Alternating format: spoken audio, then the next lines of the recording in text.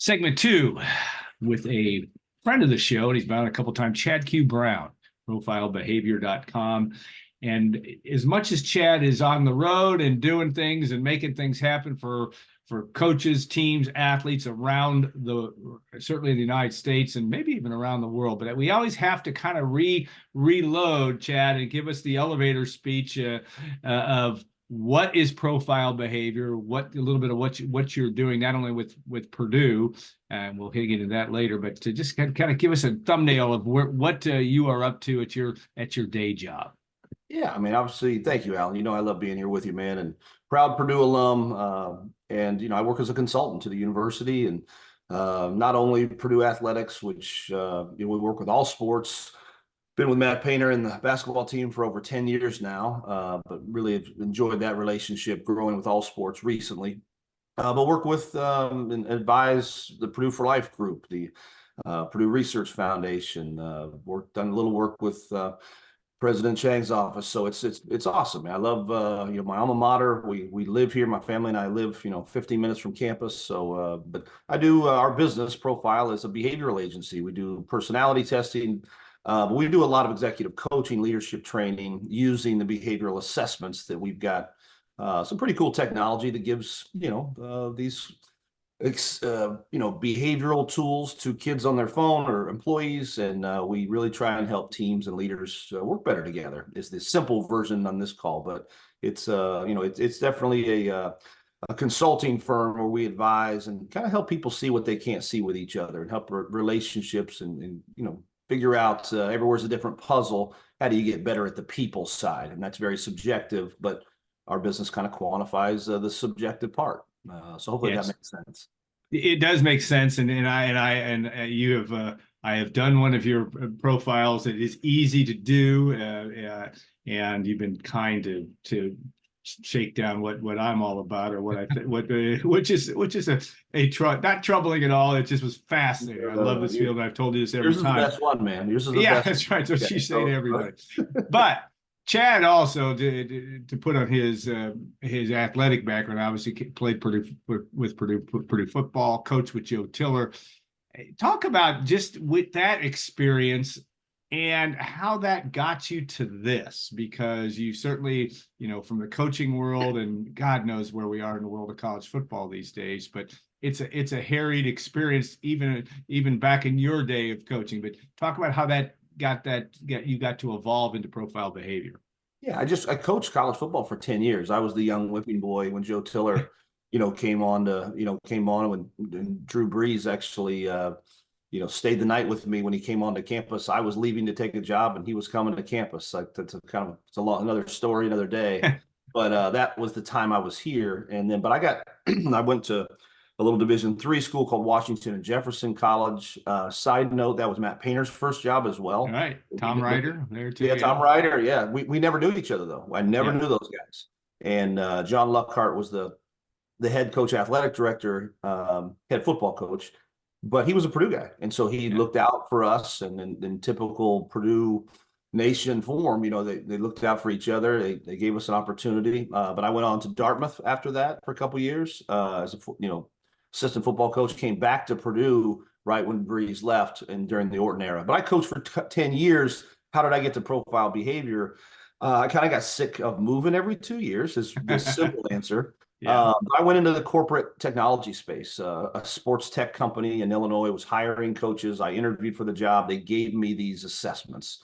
I just had never seen them before. And I actually thought they were kind of, I was like, what is this? I'm answering questions, picking words most like me and sentences that I care about. And, it was just a unique experience. But this organization that I worked for, and it was about a $300 million technology company. They had all types of verticals. They were in IT consulting and pension software, and sports was their new vertical. That organization helped me learn that stuff. And we used it every day in hiring, but also how to develop people. And it wasn't about someone was right or wrong. It was, hey, understand these people better, communicate with these people differently than you. A lot of people, I love a quote. It's kind of our base rule in our system is you'll never see other people as they are before you see them as you are. Yeah. And if you really think about that quote, it's like, I'm wired a certain way. Well, why don't you do it the way I do it? Well, because people are different. And these assessments show that. So I thought if you could give it on a phone and give it fast, that's what was missing. And I met my business partner he and I've been together 13 years. We've grown the company. We're still a small group, but we work with a lot of cool clients, the NFL Combine, and for over 10 years, and a ton of higher education groups, whether it be athletics or fundraising or um, and we do a lot of corporations as well, businesses. So anyway, we just do people, but I really our technology allows us to give so many so fast.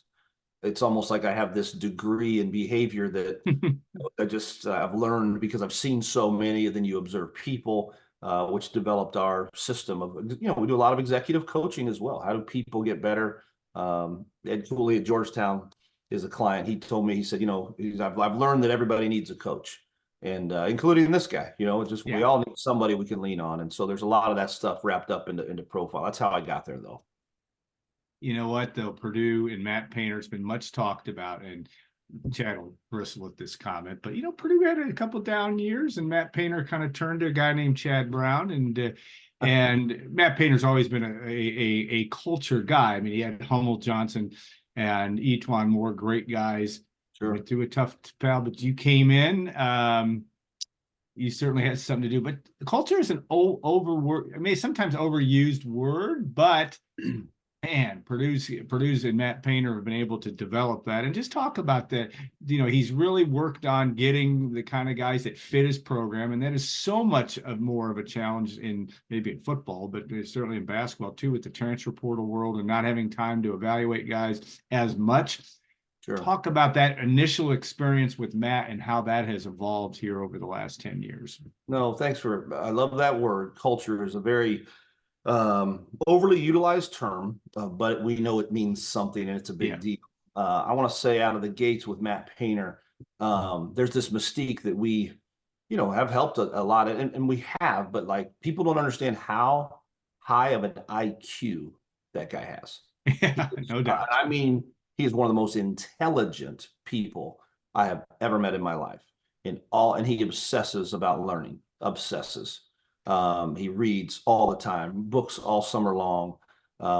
In our system, he's off the charts in competitiveness.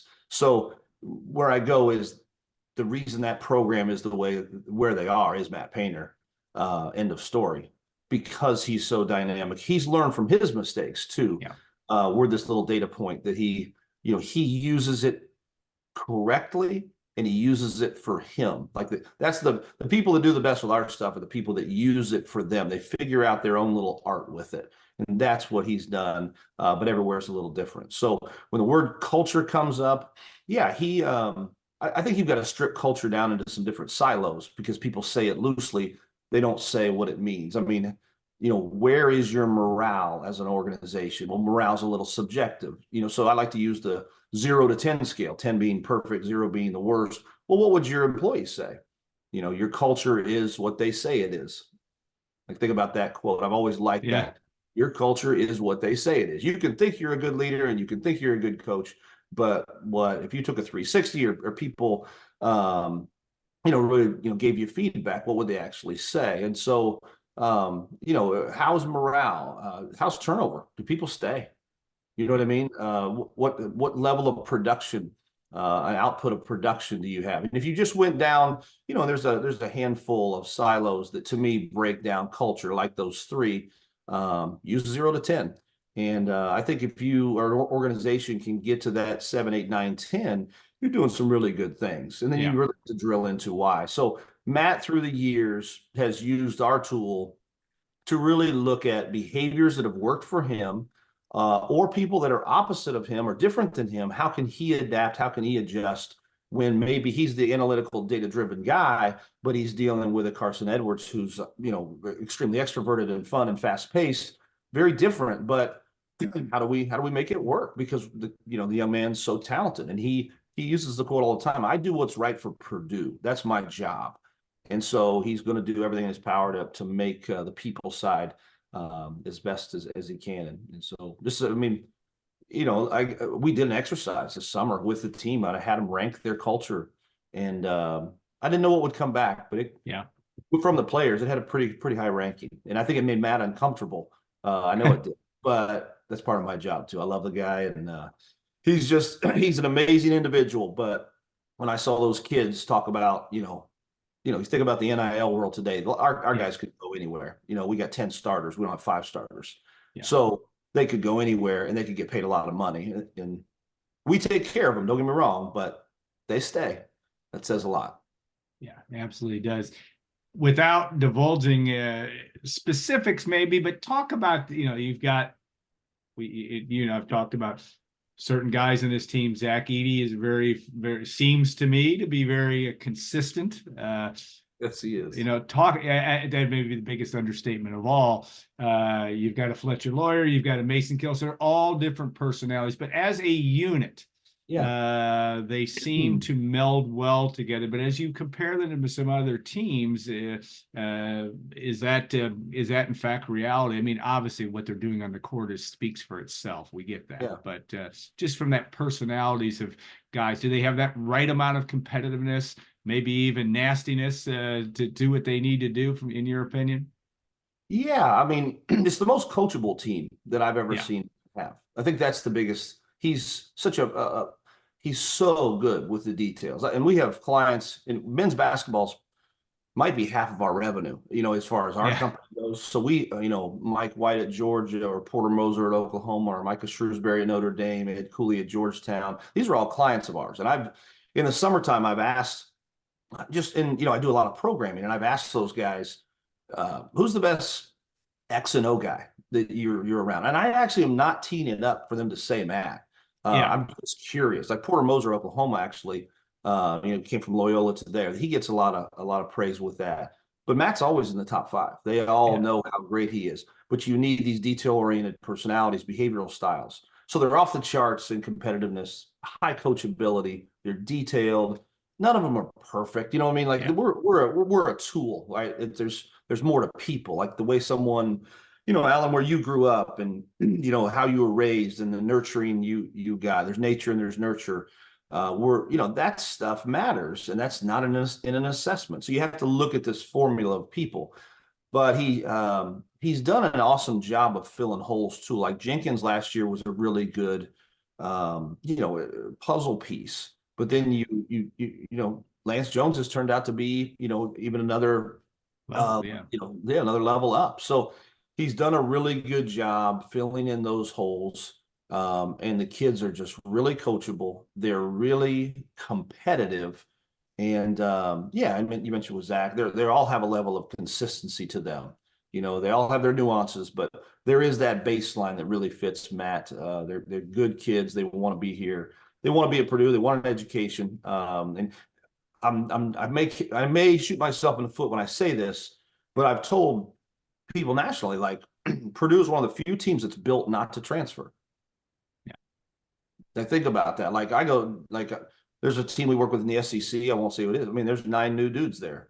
Last year. Big 12, 9 new people, 5 new people. Like, I'm not saying people don't transfer from Purdue, but it's less.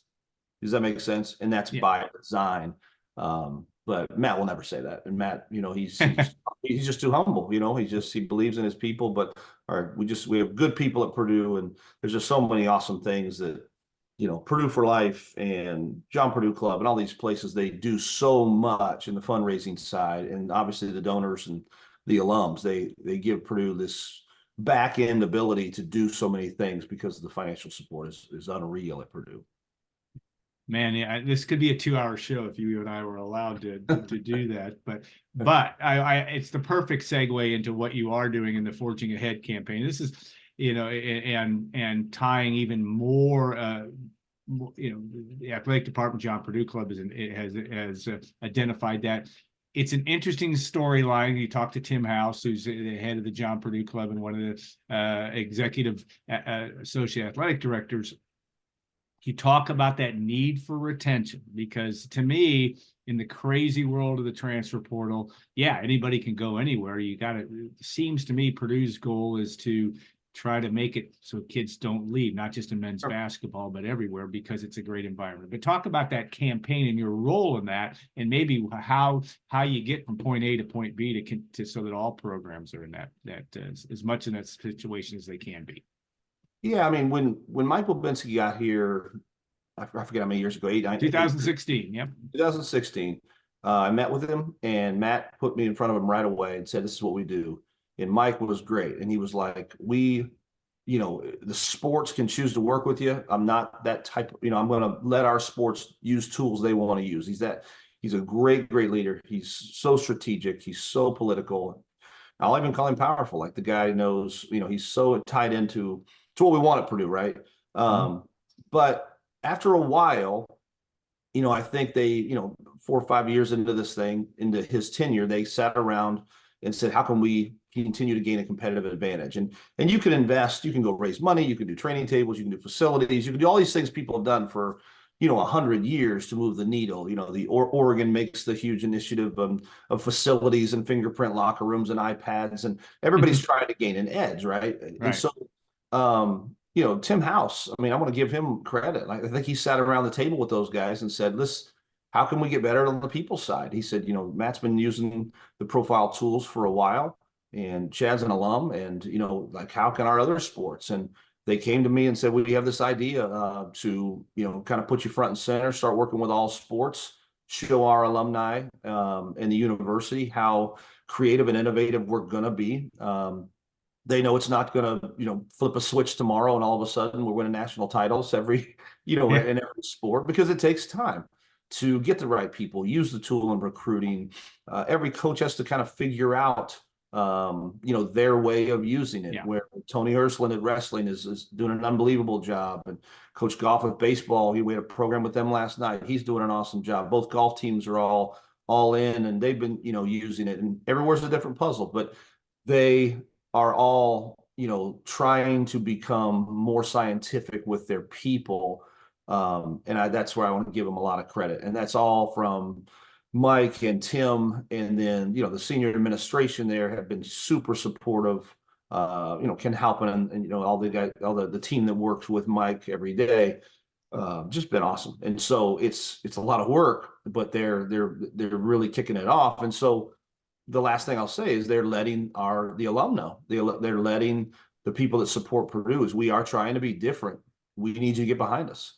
And so, for clarity, that money goes to Purdue. We have our fees and so on, but that money goes to Purdue to help, with all the things that, Purdue needs with, their facilities and with infrastructure and things of that nature. So that was their vision. We love and are really proud to be a part of it. It's fun because it's my alma mater, man. I'm really proud. There's nobody I want to see succeed more.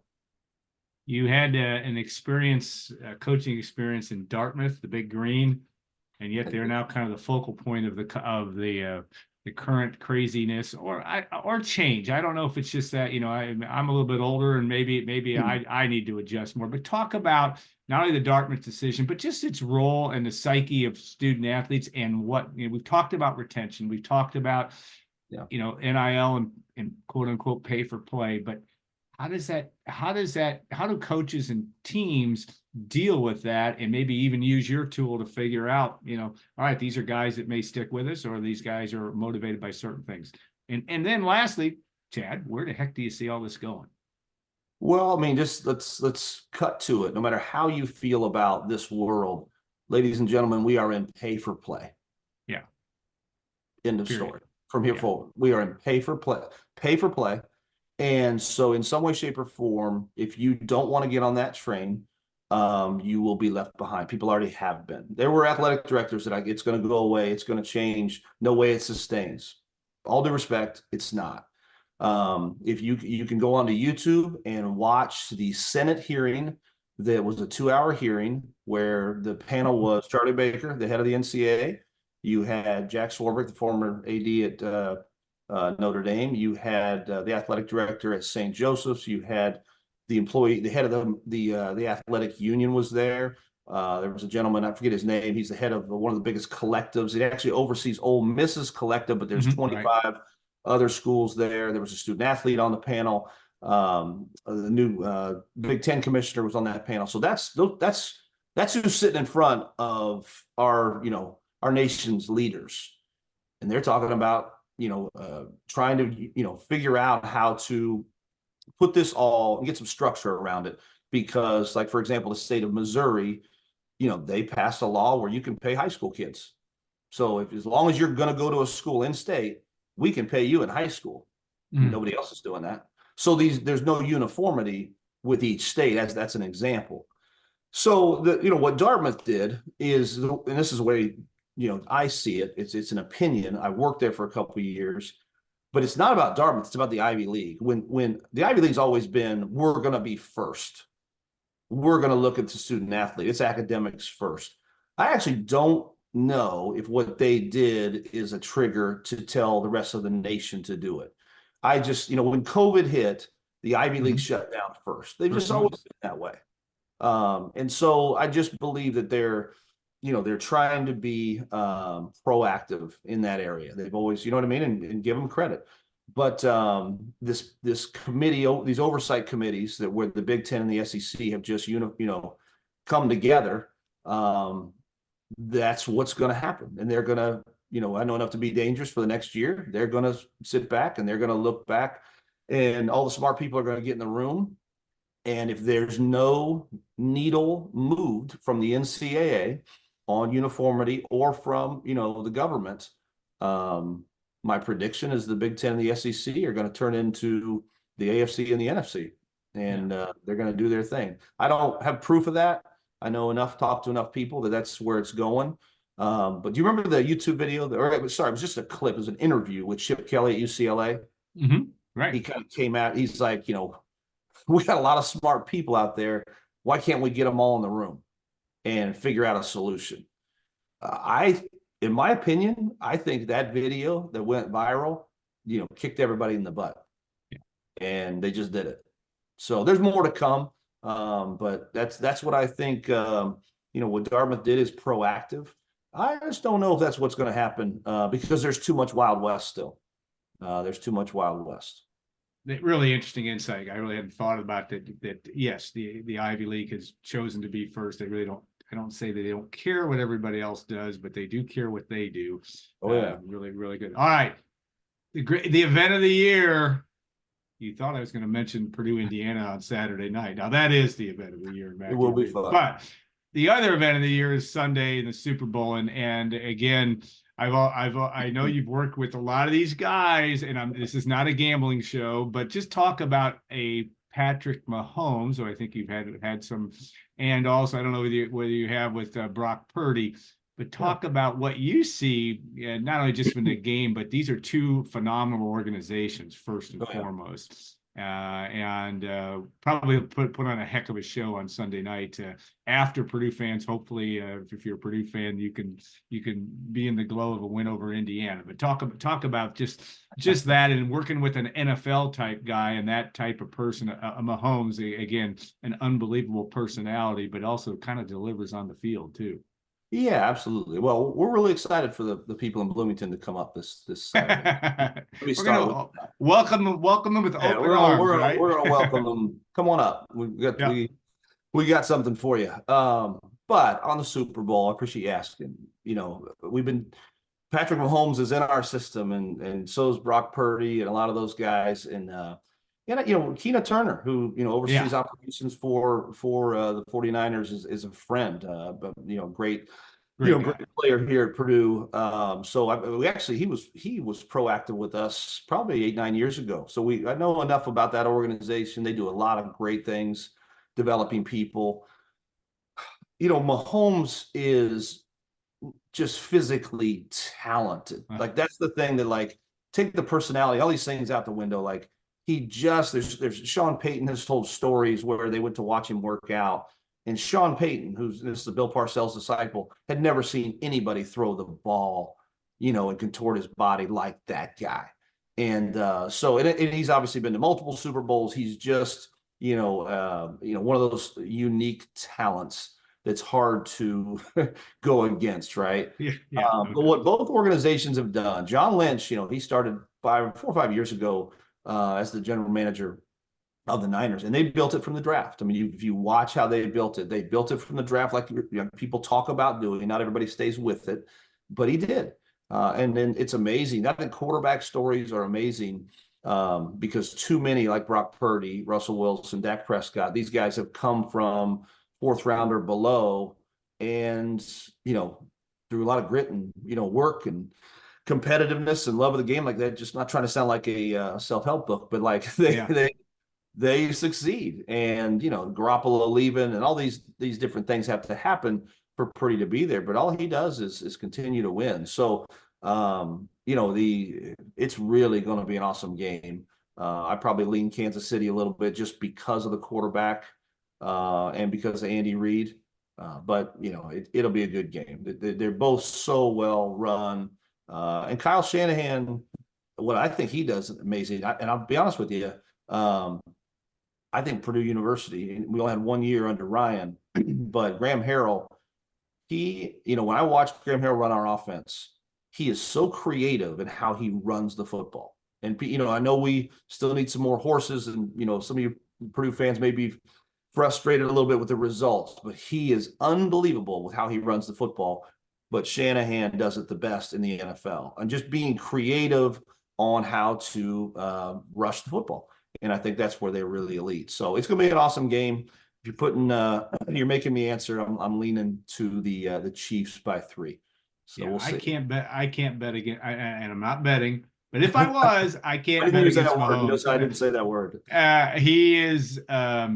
He's pretty special, but so Brock Purdy's an unbelievable story. Yeah. Purdue fans will be watching George Karlaftis as well. Oh, yeah. And he will be he is trending in the not this year, maybe not next year, but he's going to be an elite level player in this league. He's showing that as well.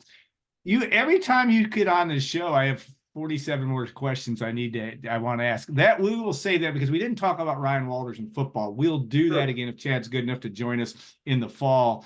Just a little bit about where Ryan's program is. A lot of work to be done there, but a guy that I think is working hard to try to get it done. So Chad, thanks so much for your time. I'm just soaking it all in for all. We said 18 minutes and you went 25, so we appreciate that very much. So. It's great stuff and interesting stuff, and this story will continue to be told. We're always grateful that you will spend time with us a couple times a year with us on our show. So, all right, we'll be back in a couple minutes. I think we're going to have Gene Katie and Troy Lewis will join us too. Will be a lot of fun. Katie will be in the. If you need any more excitement in Mackey Arena on Saturday night, Gene Katie will be there. Troy Lewis will be there. It will be a magical evening, especially if the Boilermakers can take care of business. So we'll be back in a couple of minutes on Gold and Black Live.